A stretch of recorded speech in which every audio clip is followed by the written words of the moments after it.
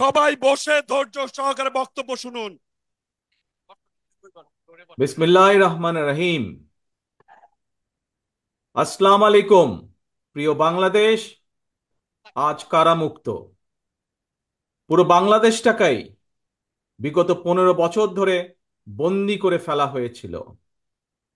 আয়নাঘর মুক্ত আজ আমাদের প্রিয় বাংলাদেশ। বিরোধী মতের মানুষকে আয়নাঘরে আটকে রাখা হতো। আজ উন্মুক্ত হয়েছে গণতন্ত্রের দ্বার। আজ মুক্ত, স্বাধীন প্রিয় বাংলাদেশ। প্রিয় বাংলাদেশের সাহসী ছাত্র জনতাকে বিরচিত অভিনন্দন। প্রিয় দেশবাসী, আপনাদের ঐক্যবদ্ধ আন্দোলনে গণহত্যাকারী হাসিনা দেশ ছেড়ে পালিয়েছে। প্রমাণ হয়েছে আবারও মুক্তিযুদ্ধের বাংলাদেশ কখনো পরাজয় মানে না, মানতে পারে না এবং মানবে না। বাংলাদেশের পক্ষের শক্তি ঐক্যবদ্ধ থাকলে কোনো অপশক্তি বাংলাদেশকে দমিয়ে রাখতে পারবে না, ইনশাল্লাহ। 1971 এর মুক্তিযুদ্ধ আর 2024-এর মুক্তিযুদ্ধ, উভয় মুক্তিযুদ্ধেই জনগণের বার্তা একটি। কি সেটি? সেই বার্তা হলো, শর্ত দিয়ে স্বাধীনতা হয় না। স্বাধীনতা প্রিয় জনগণ, স্বাধীনতা অর্জন কিংবা স্বাধীনতা রক্ষায় কোনো শর্ত মানে না, মানতে রাজি না।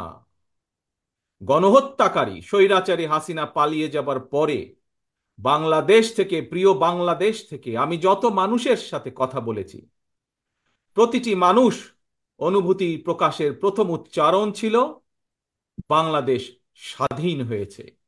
স্বাধীন বাংলাদেশ থেকে বলছি।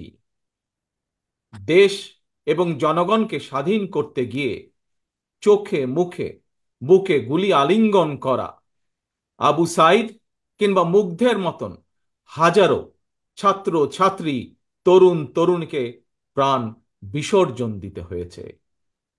আহত হয়েছেন অসংখ্য, অগণিত মানুষ। এর ভিতরে ছাত্র ছাত্রী রয়েছেন, এর ভিতরে রয়েছেন সাধারণ মানুষ, গৃহিণী, এর ভিতরে রয়েছেন রাজনৈতিক নেতা কর্মী বৃন্দ।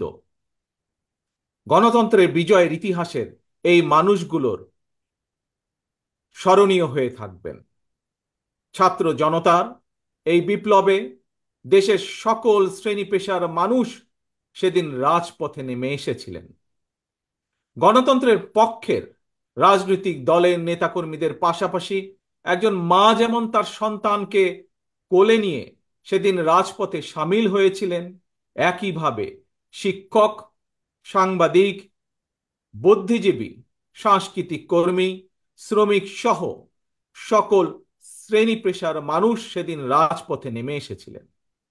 52, 71 কিংবা 90-এর মতন দেশের ছাত্র সমাজ বিজয়ের নতুন আরেকটি অমর ইতিহাস রচনা করেছেন।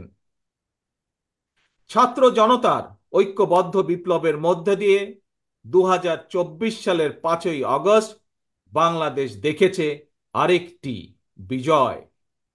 আমি বিএনপি সহ গণতান্ত্রিক আমি প্রতিটি রাজনৈতিক দলের পক্ষ থেকে দলমত নির্বিশেষে অভিনন্দন জানাই বাংলাদেশের বীর জনতাকে। প্রিয় দেশবাসী, হাজারো শহীদের রক্তের বিনিময়ে অর্জিত স্বাধীনতার গৌরবকে কালেমুক্ত করার ষড়যন্ত্র এরই ভিতরে আবার শুরু হয়ে গিয়েছে। দেশকে গণতন্ত্রের উত্তরণের চলমান প্রক্রিয়াকে বাধাগ্রস্ত করতে সারা দেশে অস্থিতিশীল পরিবেশ সৃষ্টির ষড়যন্ত্র স্পষ্ট হয়ে উঠছে। প্রশাসনের প্রতি আহ্বান, শক্ত হাতে আইন শৃঙ্খলা নিয়ন্ত্রণ করুন, প্রতিটি মানুষের নিরাপত্তা নিশ্চিত করুন। ধর্ম, বর্ণ পরিচয়ের কারণে কেউ যেন নিরাপত্তাহীনতায় না থাকে, সবার আগে সেটি নিশ্চিত করতে হবে। দেশের বর্তমান পরিস্থিতিতে বিএনপি সহ বাংলাদেশের গণতন্ত্রের পক্ষের দলগুলোর দৃষ্টি আকর্ষণ করে বলতে চাই, ষড়যন্ত্রকারীদের এই নৈরাজ্যের কাছে আমরা হার মানতে পারি না।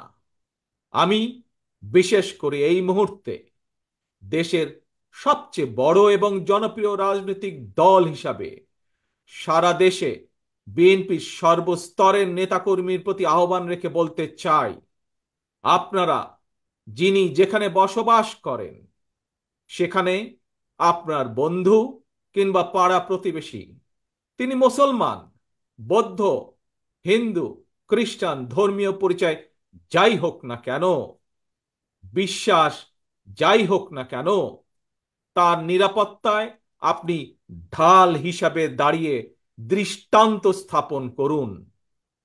আমাদেরকে মনে রাখতে হবে, বাংলাদেশে ভূখণ্ডে বসবাসকারী প্রত্যেকটি মানুষের একটি পরিচয়, সেটি হচ্ছে আমরা বাংলাদেশী। প্রিয় ভাই বোনেরা, আরেকটি বিষয়ের প্রতি আপনাদের দৃষ্টি আকর্ষণ করে কথা বলতে চাই। একটি সভ্য এবং গণতান্ত্রিক রাষ্ট্রে পুলিশ অপরিহার্য। পুলিশ জনগণের শত্রু নয়। গণহত্যাকারী হাসিনা বিনা ভোটে ক্ষমতায় থাকার জন্য আইন শৃঙ্খলা বাহিনীকে জনগণের শত্রু হিসাবে দাঁড় করিয়েছে। তবে আমি বিশ্বাস করি, বিএনপি বিশ্বাস করে, বাংলাদেশের গণতান্ত্রিক রাজনৈতিক দলগুলো প্রত্যেকে বিশ্বাস করে, পুলিশের ভেতরে একটি চক্র ছাড়া অধিকাংশ পুলিশ কর্মকর্তা এবং সদস্য চাকরিবিধি মেনেই, দেশের আইন কানুন মেনেই দায়িত্ব পালনের চেষ্টা করছেন। হাসিনার পালনের পরে বর্তমানে খুব সুকৌশলে একটি চক্র পুলিশের মনোবল ভেঙে দেওয়ার ষড়যন্ত্রে লিপ্ত হয়েছে। পুলিশকে অকার্যকর করে দেওয়া গেলে দেশকে অস্থিতিশীল করা সহজ। ধর্মীয় সংখ্যালঘু জনগোষ্ঠীর মনে নিরাপত্তাহীনতা সৃষ্টি করা সহজ। অস্থিতিশীলকারীদের আমি হুঁশিয়ার করে দিয়ে বলতে চাই, পুলিশ কিংবা ধর্মীয় সংখ্যালঘু জনগোষ্ঠী আজ থেকে, এই মুহূর্ত থেকে হামলা কিংবা নৈরাজ্য বন্ধ করুন। এমনকি কেউ বিএনপির নাম ব্যবহার করে কোনো অপকর্ম করতে চাইলে তাকে ধরে আইনে হাতে তুলে দিন। কোনো পুলিশের বিরুদ্ধে কোনো সুনির্দিষ্ট অভিযোগ থাকলে সংশ্লিষ্ট কর্তৃপক্ষের কাছে যথা নিয়মে অভিযোগ দায়ের করুন। দেশবাসীর প্রতি আমার বিনীত আহ্বান, কেউ দয়া করে নিজের হাতে আইন তুলে নেবেন না। প্রতিহিংসা, প্রতিশোধে লিপ্ত হবেন না দয়া করে। বিচারের ভার নিজ হাতে দয়া করে তুলে নেবেন না। কেবল দৃষ্টান্ত অনুসরণ নয়, নিজেই দায়িত্বশীলতা এবং মানবাধিকার দৃষ্টান্ত স্থাপন করুন। প্রিয় ভাই বোনেরা, অতীত সমালোচনা কিংবা নৈরাজ্যের বদলে নৈরাজ্য কোনো সমাধান হতে পারে না, বরং বিশ্বের সঙ্গে তাল মিলিয়ে আমাদেরকে এগিয়ে যেতে হবে। শাসন প্রশাসনকে সময়োপযোগী করে গড়ে তোলা এখন সবচাইতে গুরুত্বপূর্ণ সময়ের দাবি। জ্ঞানভিত্তিক রাষ্ট্র সমাজ নির্মাণের লক্ষ্যে নিয়োগ কিংবা প্রমোশনে মেধার সর্বোচ্চ অগ্রাধিকার থাকতে হবে। দেশকে আমদানি নির্ভর কিংবা বৈদেশিক নির্ভরতা থেকে বের করে আনতে হবে আমাদেরকে। দেশীয় উৎপাদন এবং উৎপাদনের প্রযুক্তিগত নির্ভরতা বাড়াতে হবে। দেশে কর্মসংস্থান তৈরি করে বেকার সমস্যার সমাধান দ্রুতই চেষ্টা করতে হবে সমাধান করার জন্য। গার্মেন্টস, শ্রম, ঔষধ, আউটসোর্সিং সহ সম্ভাবনায় খাতগুলোকে নিয়ে রফতানির বাজারের আওতা আমাদেরকে যে কোনো মূল্যে বাড়াতে হবে। প্রযুক্তি নির্ভর এবং কর্মমুখী শিক্ষা ব্যবস্থা চালু করে দেশে বিদেশে শ্রমবাজারের প্রতিযোগিতায় টিকে থাকার মতো দক্ষ এবং মেধাবী প্রজন্ম গড়ে তুলতে হবে।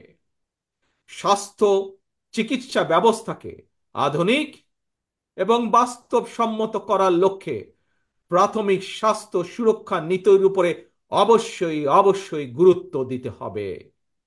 সবার জন্য সুবিচার নিশ্চিত করতে আইনের শাসন নিশ্চিত করা অবশ্যই অবশ্যই প্রয়োজন এবং নিশ্চিত করা হবে।